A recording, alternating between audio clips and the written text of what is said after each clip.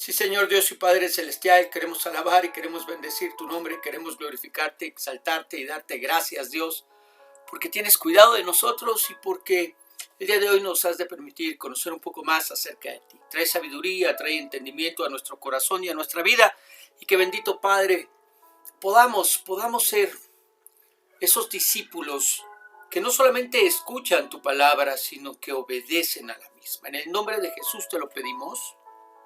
Amén. Muy bien, preciosos, pluma, papel, lápiz, una actitud enseñable es lo que vamos a necesitar el día de hoy para aprender un poquito más acerca de nuestro Dios. El día de hoy vamos a tocar un tema que es bien interesante. Juan 3:16, y vamos a hablar acerca de la mayor explicación. Tenemos, por supuesto, que nuestro texto, que es Juan 3:16, que dice: porque de tal manera amó Dios al mundo, que ha dado a su Hijo unigénito, para que todo aquel que en él cree no se pierda, mas tenga vida eterna. Y muchos de nosotros, por no decir todos, no sabemos este versículo. Es más, me atrevo a decir que fue uno de los primeros, si no es que fue efectivamente el primero que nos aprendimos de memoria. Y que nos ha sido significativo porque nos habla de la obra de Cristo en la cruz. ¿Qué hizo? Vino a darnos salvación y vida eterna. El día de hoy comenzaremos con una serie de estudios basados en este pasaje. Ay, pastor, pero ya nos lo sabemos de memoria. Bueno, precisamente por eso lo vamos a estudiar a profundidad. ¿Con qué comenzaremos? Bueno, con esa palabrita con la que comienza el verso y que nos indica que se nos dará una explicación. Y como el título de la enseñanza nos dice, hablaremos de la mayor explicación que Dios mismo nos dará con relación al ministerio y la obra del Señor Jesús. Y que indudablemente nos lleva a mirar la verdadera condición del hombre ante su Creador, Dios. ¿Cómo se encuentra el hombre ante Dios? Piénsalo por un instante. ¿Cómo se encuentra el hombre ante su Creador? Bueno, la Biblia nos dice que se encuentra perdido en sus delitos y pecados. La Biblia nos dice que perdido en sus delitos y pecados. Efesios capítulo 2, verso 1, que dice: y Él nos dio vida, y Él os dio vida a vosotros cuando estabais muertos en vuestros delitos y pecados, en los cuales anduvisteis en otro tiempo, siguiendo la corriente de este mundo, conforme al príncipe de la potestad del aire, el espíritu que ahora opera en los hijos de desobediencia. Ahora, entiendo cuando la Biblia me dice que estaba como muerto en mis pecados, ¿verdad? Muerto en mis pecados, porque efectivamente hacía lo que a Dios no le agrada. ¿Cómo me encontraba muerto en mis pecados? Pues hacía lo que a Dios no le agrada. Hice las cosas que son pecado y que desagradan a Dios. Pero mi pregunta es, ¿por qué dice que estaba en delitos? Porque la Escritura dice, Efesios 2:1, y Él os dio vida a vosotros, o sea, estábamos muertos y nos tuvo que dar vida cuando estábamos muertos, ¿en qué? En delitos y pecados. ¿Pero por qué dice que estaba muerto en delitos? Bueno, porque al pecar, con toda seguridad también violé la ley de Dios, haciendo de mi pecado un delito por violar precisamente esa ley. ¿Cuál ley?, preguntará alguien. Bueno, hablamos de la ley de Dios, esa ley que Dios a través de los ángeles le dio a Moisés. Hablamos de los 10 mandamientos. Híjole, pastor, 10 mandamientos. Bueno, vamos a verlos rápidamente para que podamos entender de lo que estamos hablando. ¿Cuáles fueron esos mandamientos que le dio Dios a Moisés? Éxodo 21 nos habla precisamente de ellos. Y dice: y habló Dios todas estas palabras diciendo: yo soy Jehová tu Dios, que te saqué de la tierra de Egipto, de casa de servidumbre. Es decir, Dios se está presentando: yo soy ese Dios que te sacó con ese poder, con ese gran poder, a través de esas 10 grandes plagas que vinieron a devastar todo el territorio de Egipto, ¿verdad? Y te saqué de esa condición en la que te encontrabas, de servidumbre, de siervo, de esclavo. Ahora, ¿qué es lo que me dice ese Dios que ya se ha identificado como el único Dios vivo y verdadero, ¿verdad? Ese Dios libertador. ¿Qué me dice? Verso 3. Primer mandamiento. No tendrás dioses ajenos delante de mí. Segundo mandamiento. No te harás imagen ni ninguna semejanza de lo que está arriba en el cielo, ni abajo en la tierra, ni en las aguas debajo de la tierra. No te inclinarás a ellas, ni las honrarás, porque yo soy Jehová tu Dios fuerte, celoso, que visito la maldad de los padres sobre los hijos hasta la tercera y cuarta generación de los que me aborrecen, y hago misericordia a millares, a los que me aman y guardan mis mandamientos. Es decir, el segundo mandamiento da toda la explicación. No es solamente que no te hagas imagen, porque ese es el error en el que muchas veces las personas caemos. Y decimos, bueno, es que Dios no me permite hacerme imagen de nada. No, es que no te hagas imagen para adorarla. ¿Ok? Para adorarla. ¿Sí? Tercer mandamiento. No tomarás el nombre de Jehová tu Dios en vano, porque no dará por inocente Jehová el que tomare su nombre en vano. Por eso el Señor Jesús me enseña que mi sí debe ser sí, mi no debe ser no, y que no debo yo jurar ni por el cielo ni por la tierra, ¿verdad? De ninguna manera. Por eso dice, no tomarás el nombre de Jehová tu Dios en vano. Y esa es otra de las razones por las que muchas de nuestras Biblias en el Antiguo Testamento no traducen el nombre de Dios Jehová, sino lo ponen con mayúsculas, Señor, para no tomar ese nombre en vano, ¿no? Para que nos quede claro. Pero este fue el tercer mandamiento. Cuarto mandamiento, que tienen que ver con Dios estos primeros 4. Acuérdate del día de reposo para santificarlo. Pero no solamente dice eso, sino que trae explicación. 6 días trabajarás y harás toda tu obra, mas el séptimo día es reposo para Jehová tu Dios. No hagas en él obra alguna, tú, ni tu hijo, ni tu hija, ni tu siervo, ni tu criado, ni tu bestia, ni tu extranjero que está dentro de tus puertas. Porque en 6 días hizo Dios Jehová los cielos y la tierra, el mar y todas las cosas que en ellos hay, y reposó en el séptimo día. Por tanto, Jehová bendijo el día de reposo y lo santificó. Es decir, me da toda una explicación para que yo entienda por qué debo guardar un día de la semana para el Señor, ¿verdad? Para el Señor. 4 primeros mandamientos. Quinto mandamiento, y este ya tiene que ver con mi prójimo, con mi próximo. ¿Y quién es mi más próximo? Nuestros padres. Por eso dice, verso 12, honra a tu padre y a tu madre para que tus días se alarguen en la tierra que Jehová tu Dios te da. Primer mandamiento con promesa, dice la Escritura, para que tus días se alarguen. El honrar a nuestros padres trae como consecuencia que nuestros días sean largos sobre la tierra.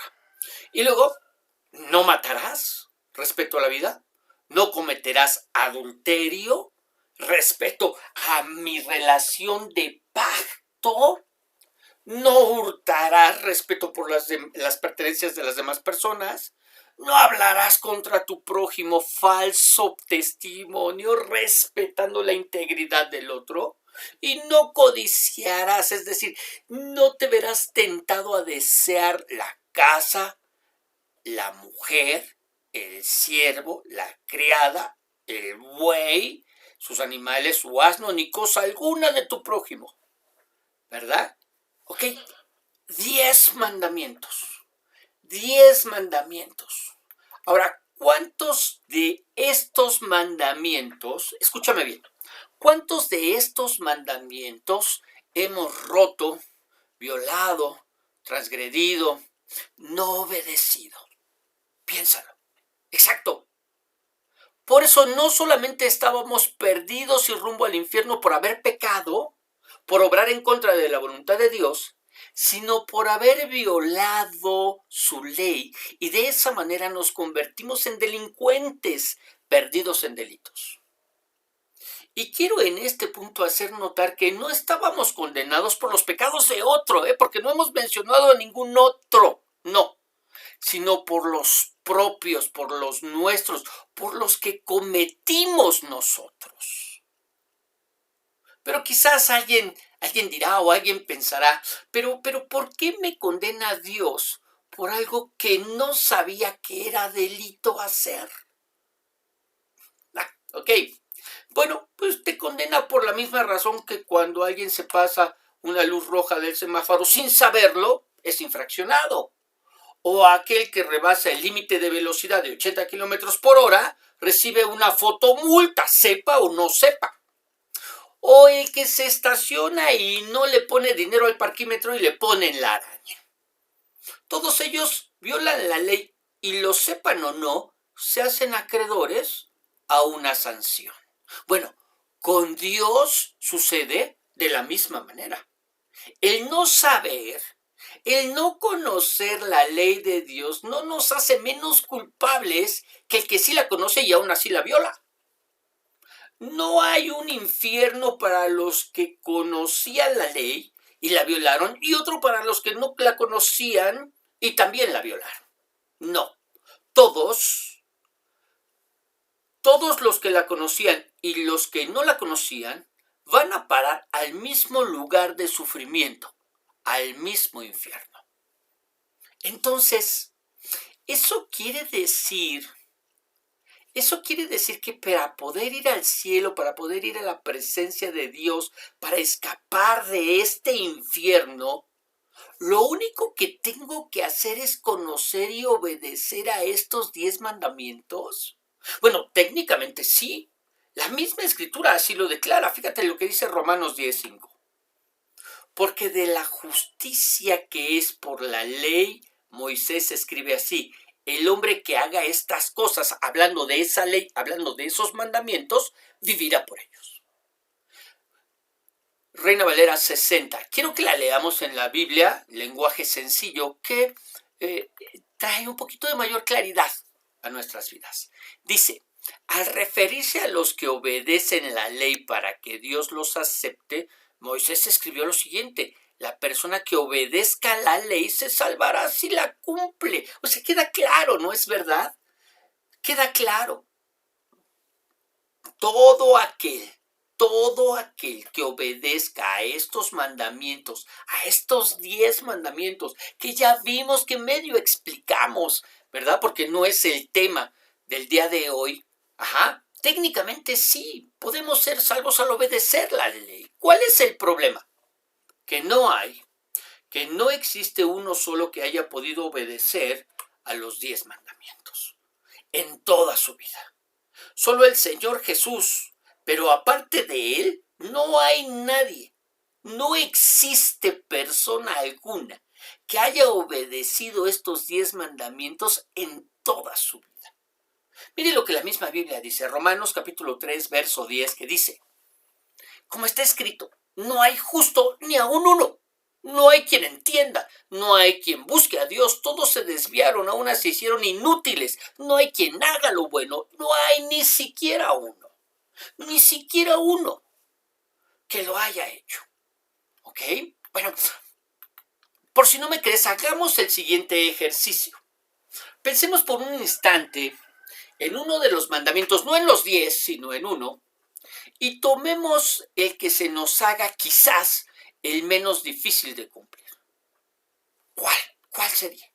Bueno, los primeros que descartaremos son no mentir, no robar, no codiciar, ¿verdad? Que son por desgracia los más comunes. Así que no los vamos a tomar.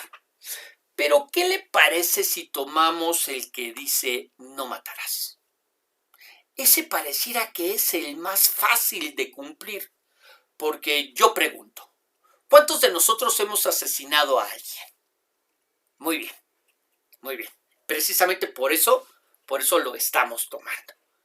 Pero mire lo que el Señor Jesús nos dice con relación a este tema, ¿sí? A este mandamiento de no matarás, que según nosotros es un mandamiento con el que, pues claro que estamos cumpliendo.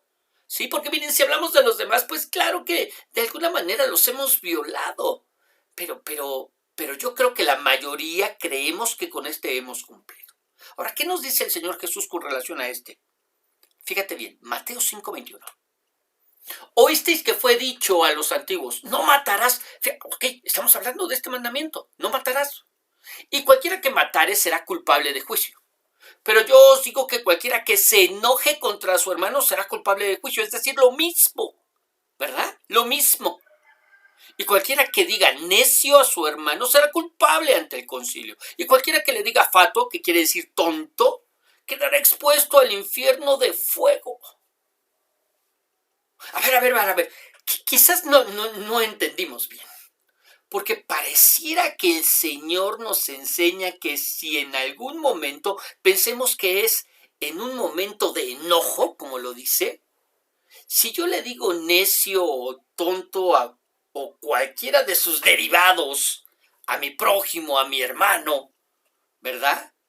Es como si le hubiera matado. Eso es lo que me está enseñando. Bueno, eso creo que es lo que me está enseñando. No sé si lo estoy entendiendo bien, ¿verdad? ¿Será esto lo que me está enseñando el Señor? ¿Será de esto de lo que me está hablando?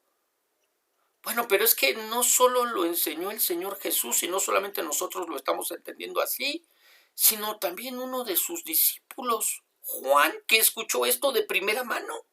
Vamos a verlo juntos, primera de Juan, capítulo 3, verso 15, que dice: todo aquel que aborrece, odia a su hermano, es homicida. Y sabéis que ningún homicida tiene vida eterna permanente en él.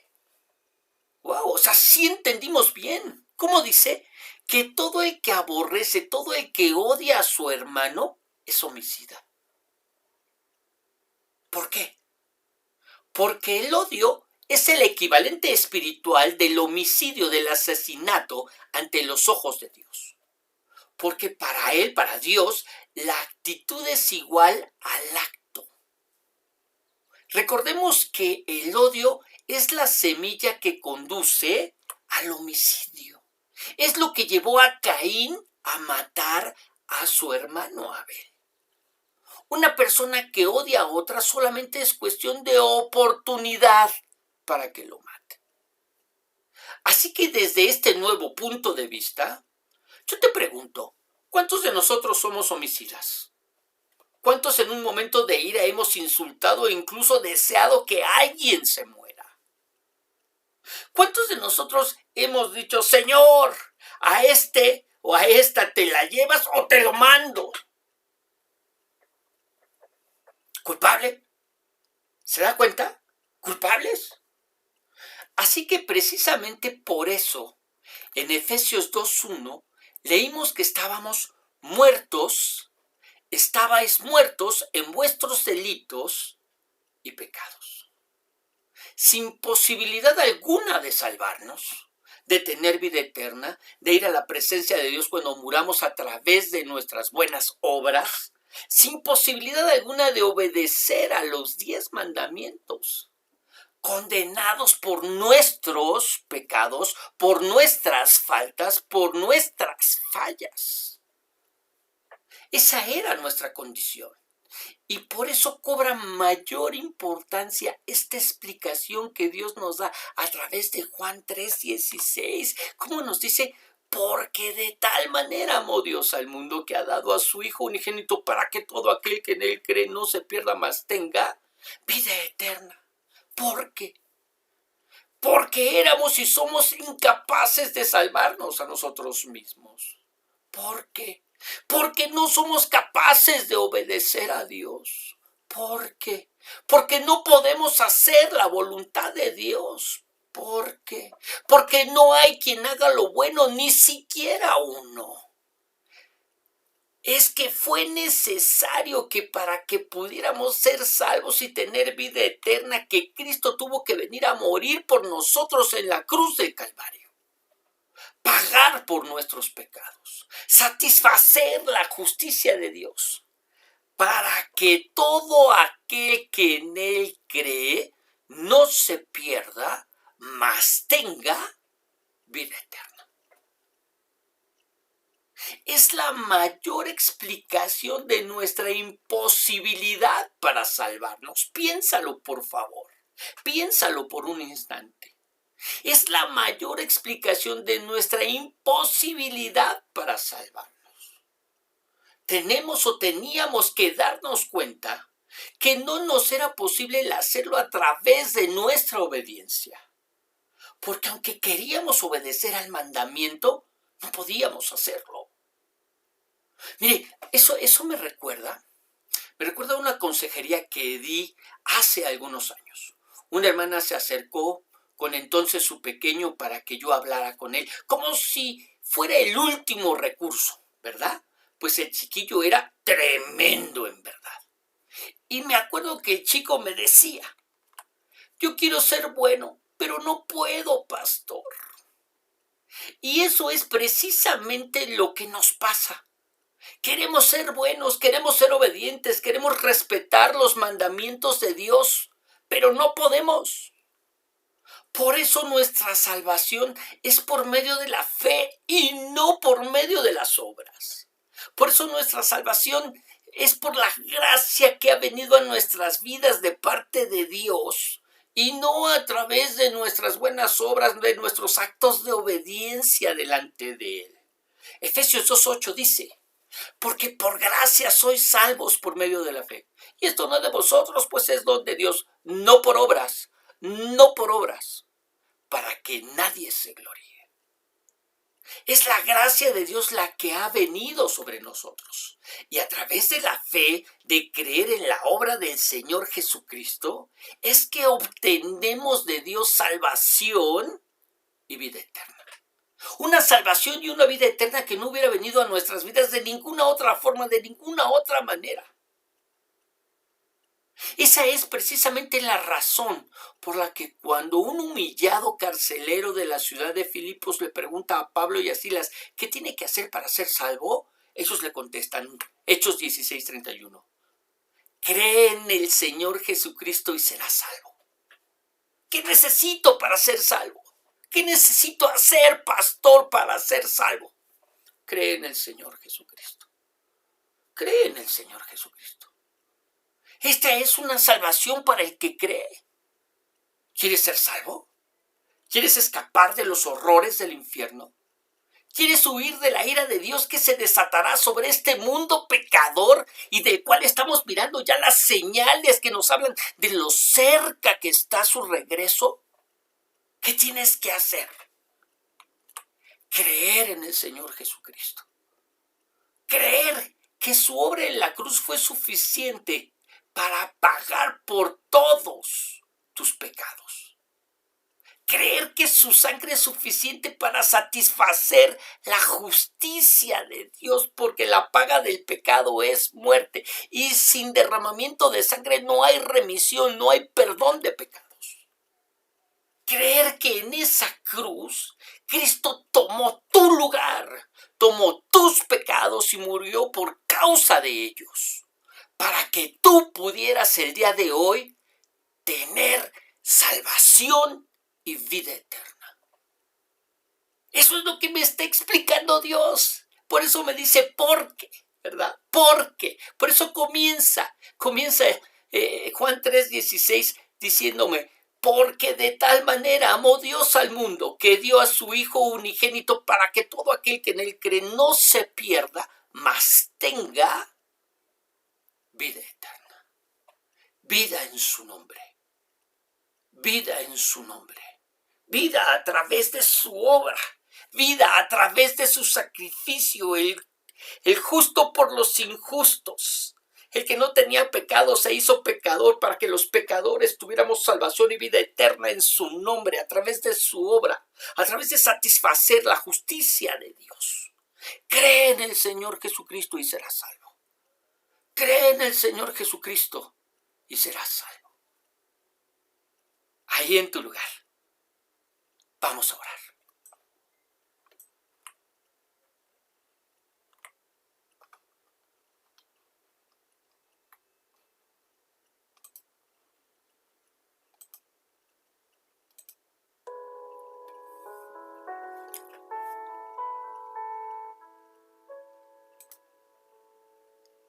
Gracias, Señor. Gracias, Señor y Dios, por esta explicación. Gracias porque a través de ella nos revelas la obra de Cristo y lo que ya has hecho por nosotros. Gracias porque sin merecerlo nos has dado vida eterna en su precioso nombre. Gracias, gracias Señor, porque una salvación tan grande y tan fuera de nuestro alcance solamente era posible obtenerla por medio y a través de ti. Oh Señor,